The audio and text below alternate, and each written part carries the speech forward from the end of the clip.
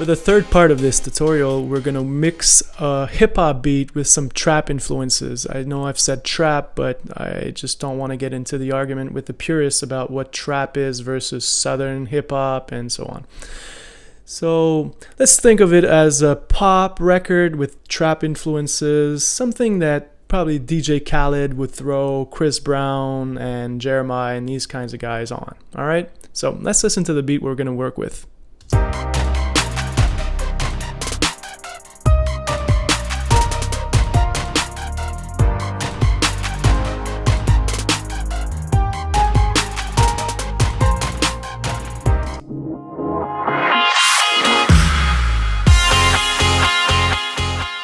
Okay, so the first thing we want to do obviously is reorganize the track so that, you know, the backbone is going to be on top here. I'm probably going to throw in the bass close to the kick, so I'm going to work with these two first, and then the piano seems to be driving most of the chords and melodies, so I'm going to throw that right here because then all of my rhythmic tracks are on the top. Another thing you can do, now I'm going to show you how to color code your tracks. You select the ones you want to have the same color and you press Alt and C, and Logic's going to display this little thing here, and you can just choose whatever color you want to use. Usually my drums are yellow. So here, all of my rhythm tracks, I'm going to change my bass to some deep purple like that.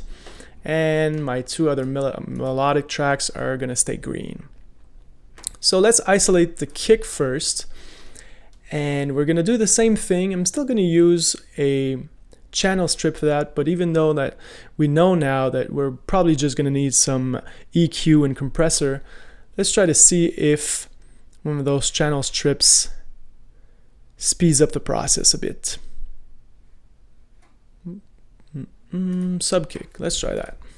All right, so first thing I'm going to do is throw in the subkick at the very start of the plugin chain, and I'm going to use the analyzer to see what goes on in the very low frequencies when I'm using the subkick.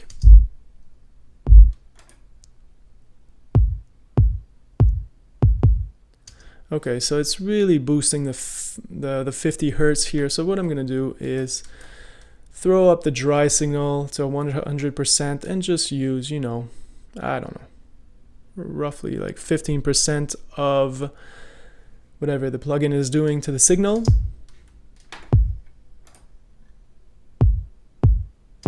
I think maybe even 10 is going to do it. And I'm not sure I want to take all of these high mids out, so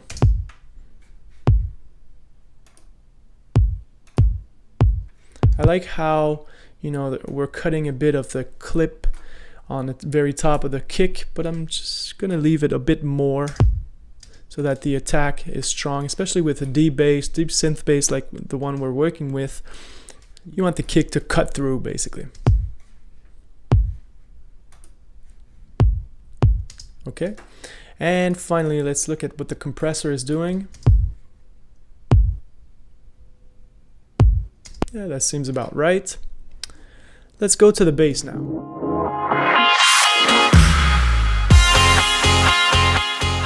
Let's listen to the bass solo for a second.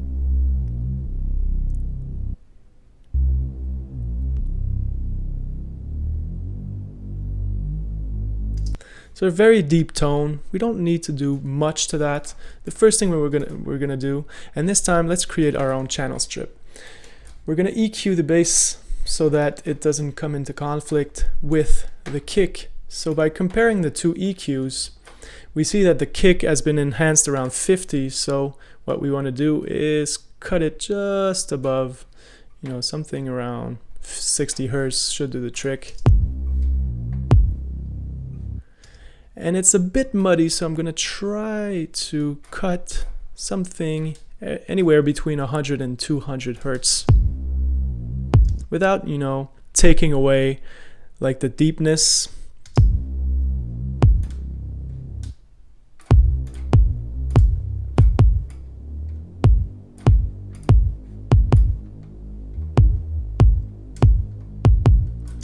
but we want to remove some of that mud.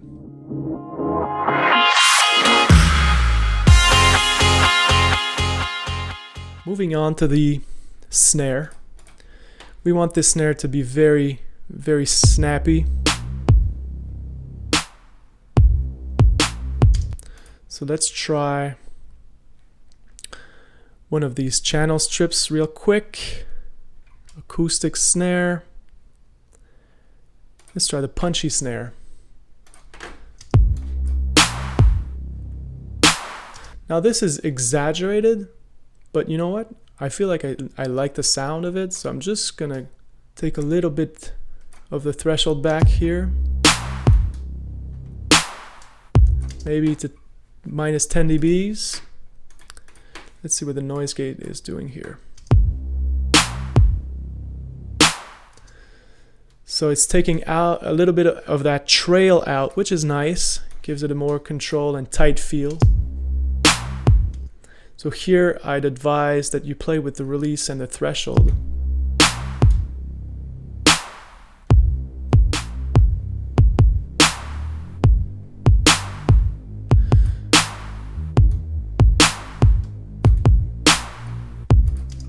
I like that.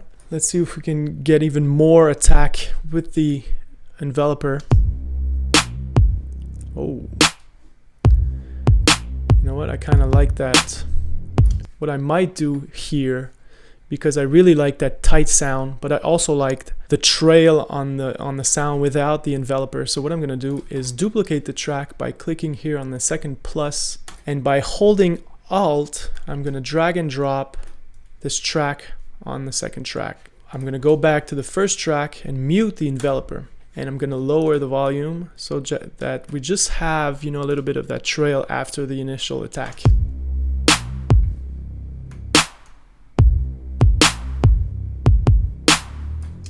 And I'm going to make the release even longer. And it almost creates like a natural reverb on this thing, which is interesting. So now I've selected the two channels. And you see here it clips, so what I'm going to do last is use the limiter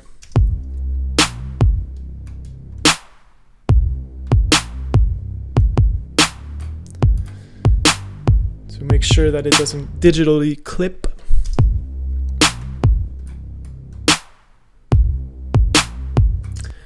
And that's it for the snare.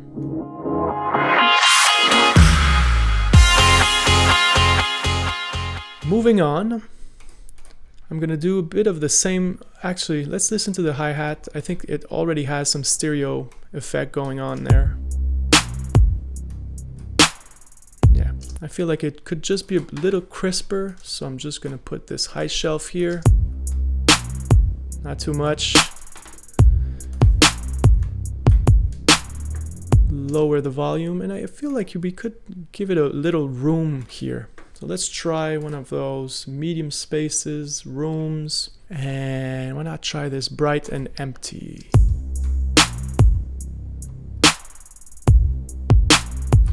Yeah, that sounds about right. I really liked the sound of that super tight second snare here. So what I'm gonna do is go here on the top of the channel, and I'm going to copy the channel strip setting to this one. So you click again and you paste the channel strip setting. What that does is we have the exact same, the same plugin chain. So let's listen to that. Let's back off on the volume a bit. Even more. And you know what? I'm gonna try to give it a bit of a stereo feel using the sample delay. If you've seen my stereo is better tutorial, you know that I'm a big fan of using really, really small values on the delay.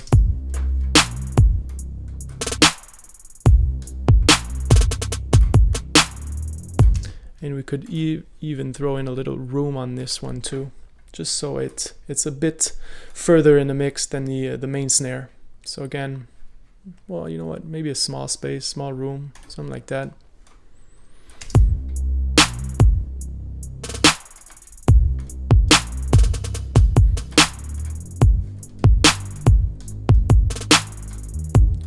really just a little bit of reverb on there. Let's keep moving with the kick overlay, and let's isolate the bass, the kick, and the kick overlay just to make sure that our bottom is not too muddy. So as we know, the bass is around 60 Hertz, the kick is around 50, so what we're going to do here is cut those frequencies from the overlay. And you know what? I like it just the way it is now. Just going to lower the volume just a little bit, and that should be it. And finally, to finish off the rhythm section of the beat, we have this snare overlay, which actually is a clap with some delay.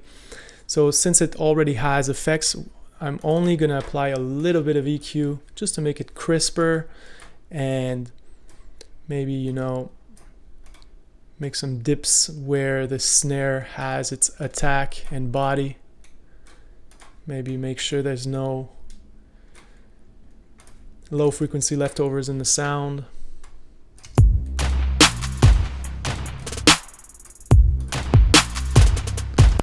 Sounds crispy to me. Let's keep going.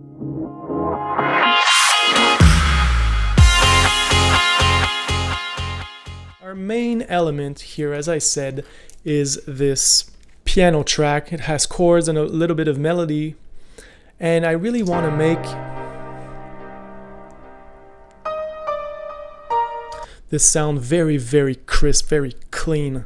It's almost like an R&B beat, so you want that lush, sexy, if you allow me to use that term, sound. So again, very big, high shelf, nothing too complicated.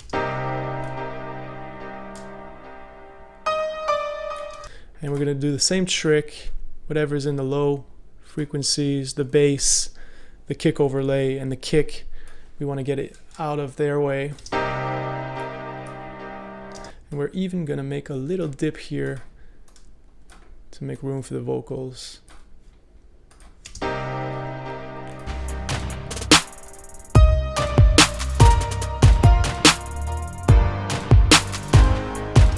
And you know, I really want my kick to thump. So what I'm going to do is add a compressor here, on which I'm going to use a simple, let's try this FET electric piano. And what I'm going to do here is sidechain our kick, so that whenever our kick is playing, we're backing off a bit on the piano's volume.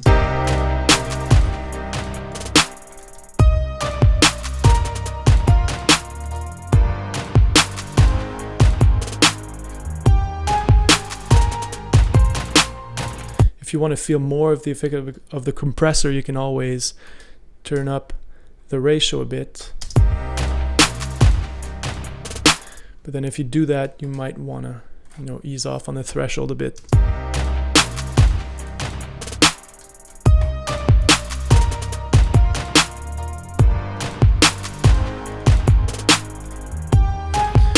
You know what? Why not do the same trick on the bass actually? Let's grab that compressor, again pressing down Alt and Command, and drag and drop this compressor on the bass.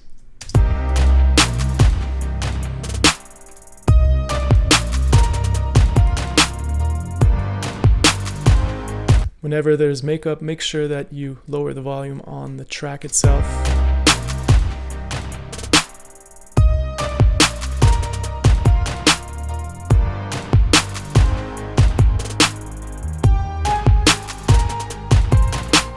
And I feel like we could give this kick a bit more low end now.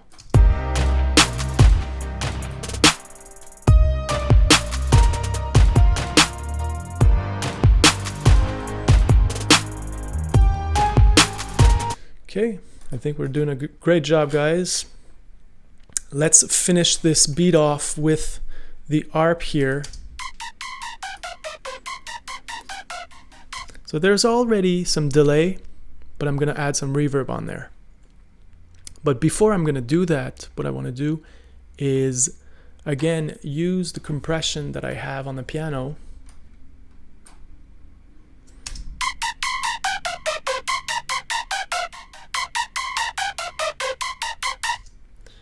I'm just going to copy and paste this space designer here, but instead I'm going to go for a large hall. Really a big fan, as you can tell now, of those large halls, and I'm going to remove most of the low frequencies on the reverb tail.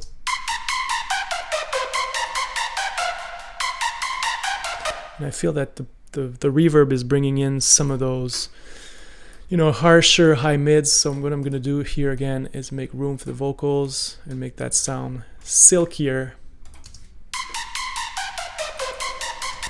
You can, oops, sorry, not the space designer, but the EQ. I'm even gonna remove most of the low frequencies here. Let's try to find a balance for this sound now.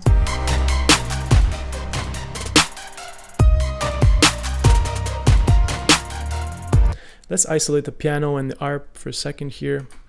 Try to figure out who should get most of the high end, and I think I'm gonna prioritize the piano here. So I'm gonna high cut some of the frequencies on the synth. And because I'm doing that, I might wanna, you know, boost up the reverb send just a bit and move it back in the mix.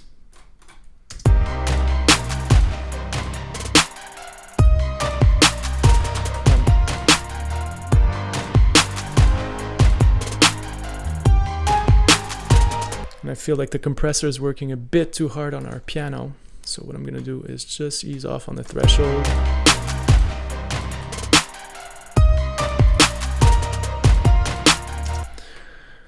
Are you guys ready for some hip hop, trap, whatever you want to call it, mastering? I know I am. Let's go.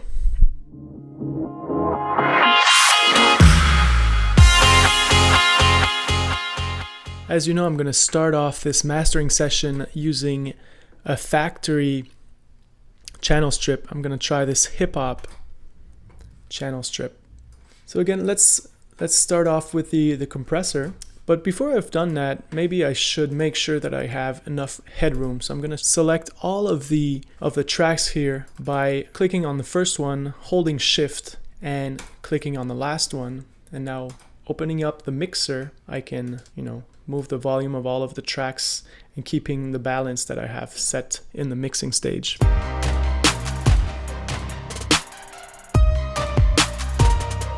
I feel like our punchy snare here is a bit loud, so I'm gonna lower the volume. And again, you're looking at anything below -6 dBs in terms of headroom. So that should be enough. Let's go back to the compressor.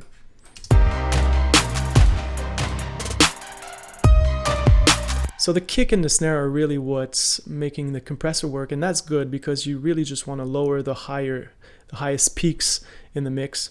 So I'm going to leave it at that. You know, 2 dBs of compression on a master is good. Let's look at the first EQ here. Open the analyzer.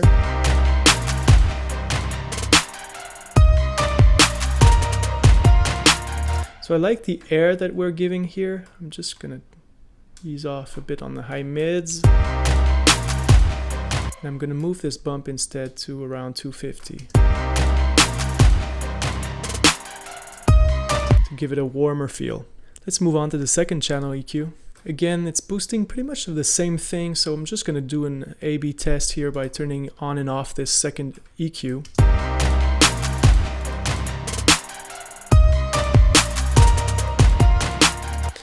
Instead, what I'm going to do is correct some of the things that are going on because of the first EQ. So I'm going to recall the default settings, open the analyzer.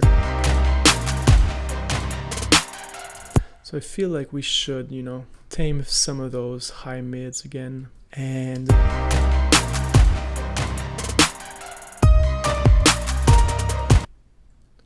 oops, sorry about that. I just wanted to mute the kick.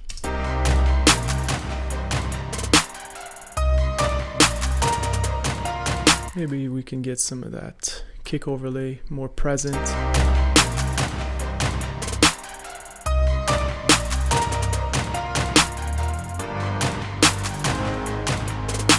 Let's bring in the kick back.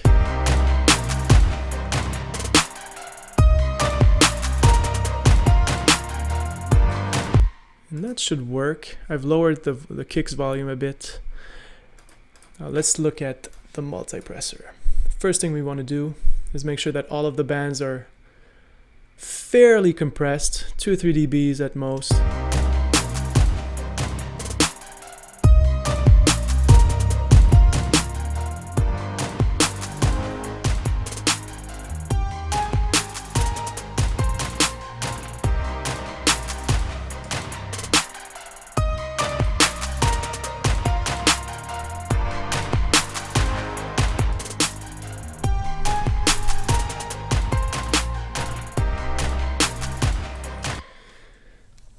I really like the crispiness that the multipressor brings in, but because limiters also bring out some of those very high frequencies, we're just going to back off a bit on the highest band here.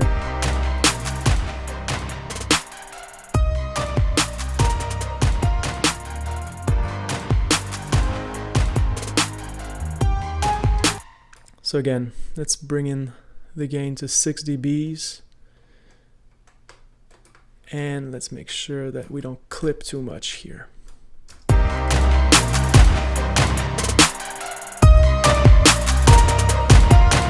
So usually the high mids, which I always tame, as you know now, really make the limiter work harder. So I already know that my snare is making that limiter work, so I'm still gonna, push the volume down a bit. See, it's already a little bit better in terms of the clipping on the limiter.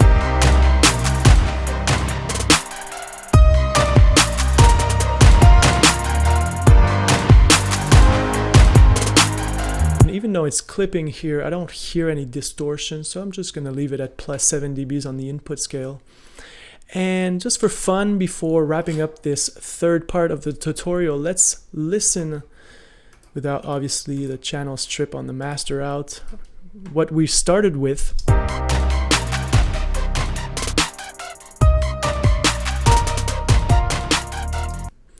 And our final result, mixed and mastered, all with native plugins from Logic Pro X.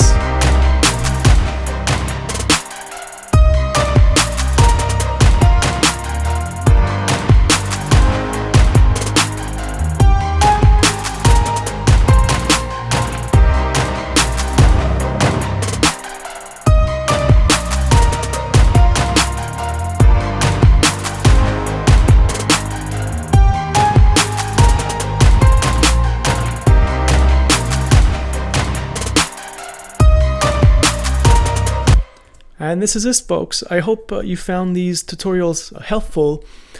I know I did. When I first discovered these channel strips, I was really in awe of the power of Logic. And I think you should really dig deeper into those channel strips, and even, from the library, all of those presets for synths and keyboard sounds, and even orchestral sounds if you want to install the orchestral jam pack. They are really a good way to start finding your own sounds, and it's very, like, the variety is insane in those. So that being said, I'm going to make this session available also on my website, delicatebeats.com, so that if you want to go back and forth with the different parts of the tutorial and learn and maybe experiment yourself with different types of mixes, I might have chosen a certain instrument to highlight, but maybe you have a better idea. So I'm going to make all of those 3 beats available for you guys to test and to play around with. And I really hope that this improves your mixing skills and mastering, obviously. So thank you for watching. Pay me a visit at delicatebeats.com and subscribe to the channel.